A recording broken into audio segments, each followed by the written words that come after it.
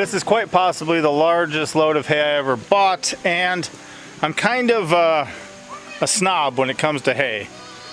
I will explain that in a minute, but first I gotta get this unloaded because it started sprinkling again. Thankfully, once when it was sprinkling before, I built this lean-to to keep hay under, so I now have that. I'm gonna count how many bales go in here, then count how many go up top, and we have a few other options if we need more options too.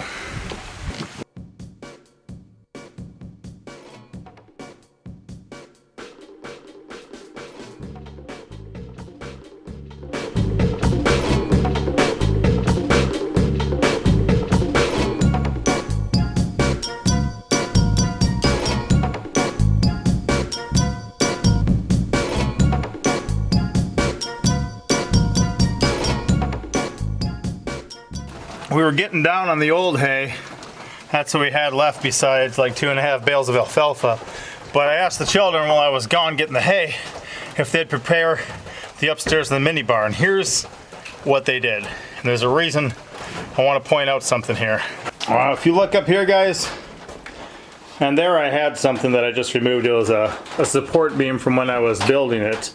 But other than that little bit of dust there, I mean, they cleaned this whole thing. I've never seen it this clean.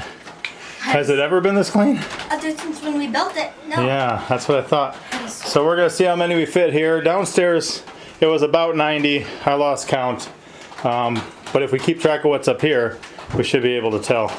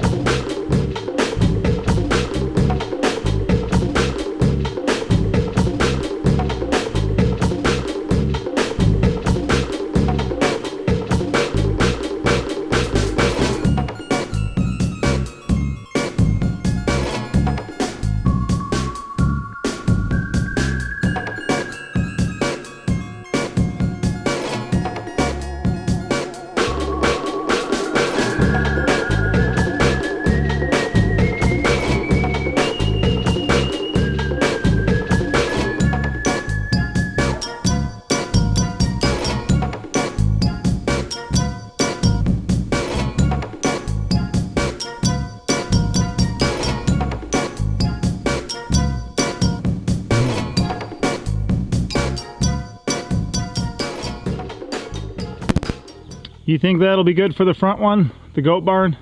Yeah. All right, we'll take that out there then. We'll save that for them. This is a lot of work, but we decided not to go any further because I want the children to be able to come in and grab, and if it's just one solid wall, they're not going to be able to. So that's the most hay we've ever had up there. Hopefully it'll get us through to like spring with all of this. Got just over 200 bales today, and we had maybe 5 or so left around here, so timely. This one here is now packed full too. Yeah, that one's a little more serious, but that'll be more long term. And then some of the bundles that were busting, we threw into some of these guys right away, and the other ones. 2 of those rams we're going to eat. One's going to be a sire. Monster truck's giving them some more water.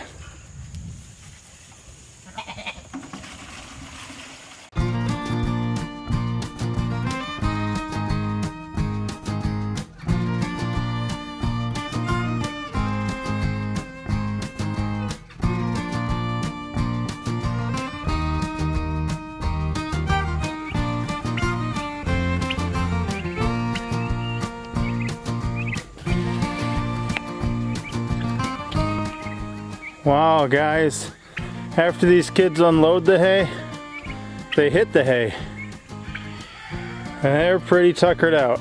a number of us could probably actually take a nap right now. Ain't that right, kids? Yeah. Yeah? Ready to hit the hay? Now that you're done unloading it? How are your turkeys doing? Good. They're getting bigger, aren't they?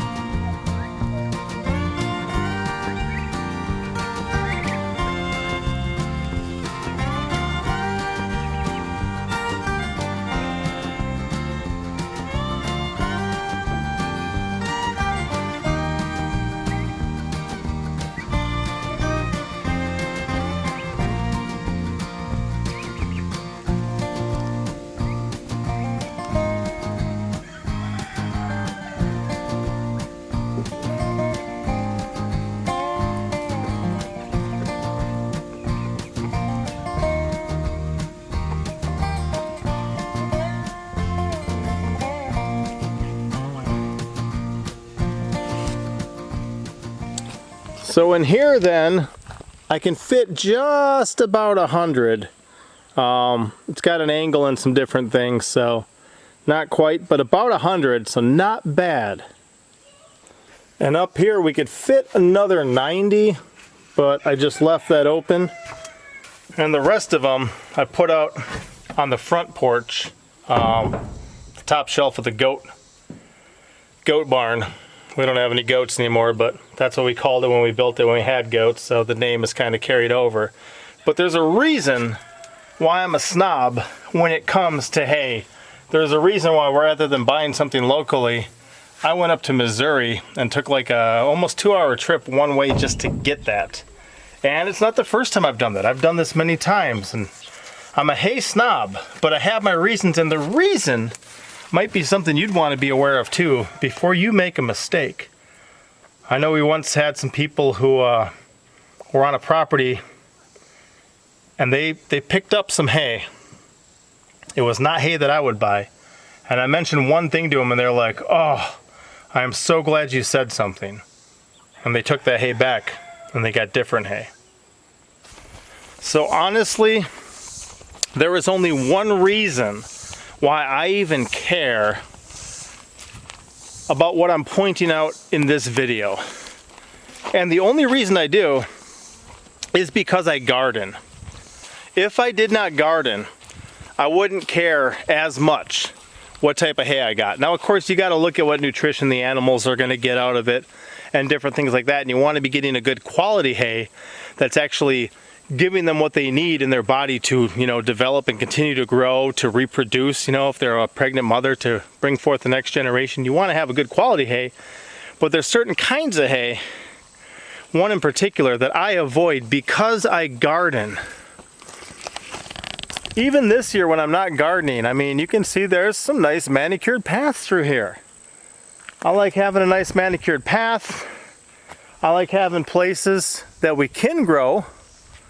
Okay, we can plant here, but that it's not completely overrun.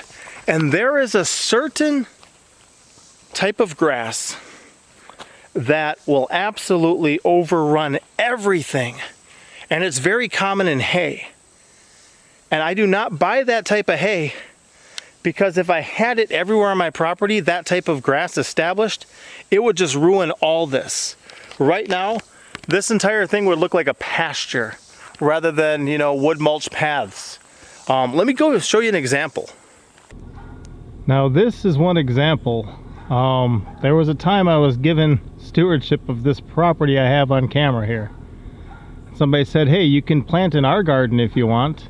And I'm like, "Well, where's your garden?" And they're like, "Right here." And they pointed to something that looks like this, because that's what this looked like back in 2016. So at that point, I turned it into a garden, and it looked really nice for a while. But the second I stopped actively investing in it, it turned right back to this. And what makes that difference is this stuff here, okay? This is Bermuda grass, and it's good for hay. It really is. But it will take over. It will take over everything. It spreads from seeds and it spreads through like runners. And I mean, even here, it's shooting up almost 2 feet off the ground into these blueberries. Yeah. You know, look at some of these runners. Look at that. And the deal is, it's this creeping, sprawling grass. Now, again, if all I had to do was feed cattle or feed sheep, and I just wanted pasture land, this would be great for it. But this stuff spreads so incredibly. It loves the heat. Look at the length of this one once. And this is, you know, the end of it where I ripped it off there. That's almost 3 feet long. Okay? So it'll just sit there and run across the ground like that and spread and spread and spread and spread. Plus spreading from seed.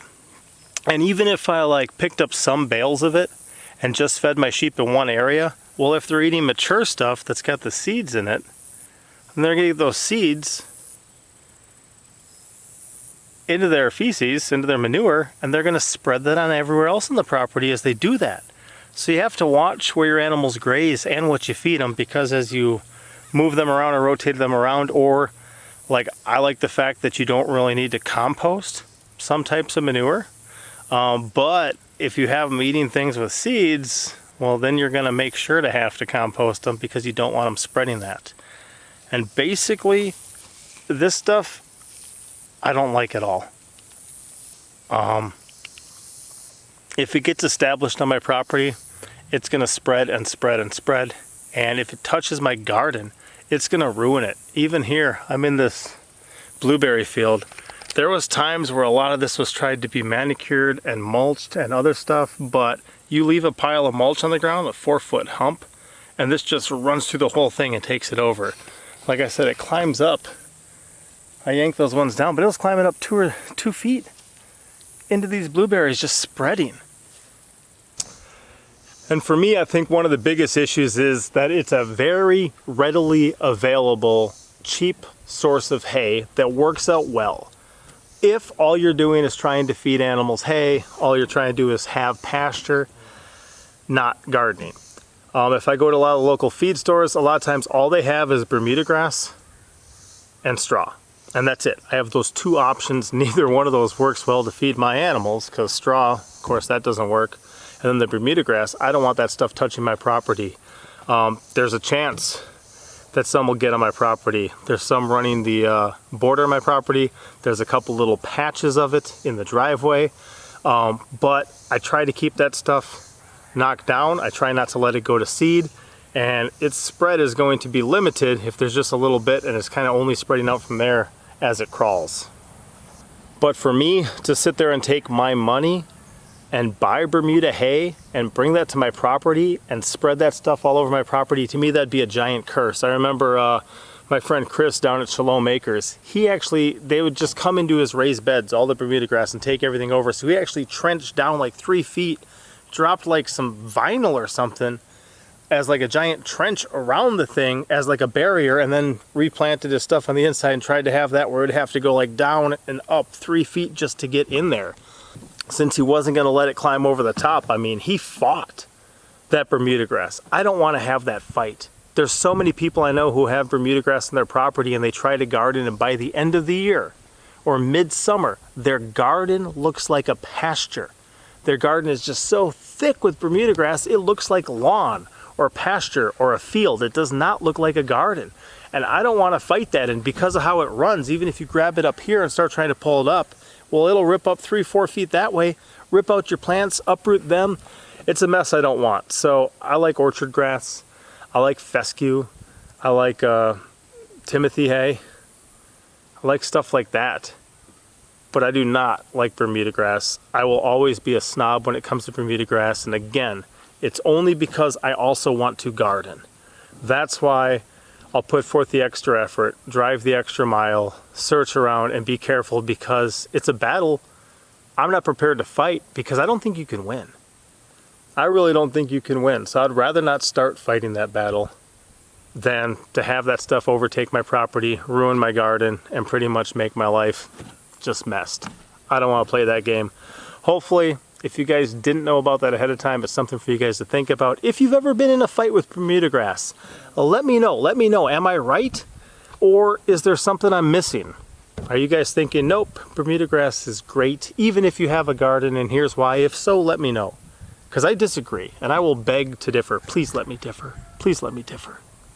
Told you I'd beg to differ. All right, I'll see you next time. Papa out.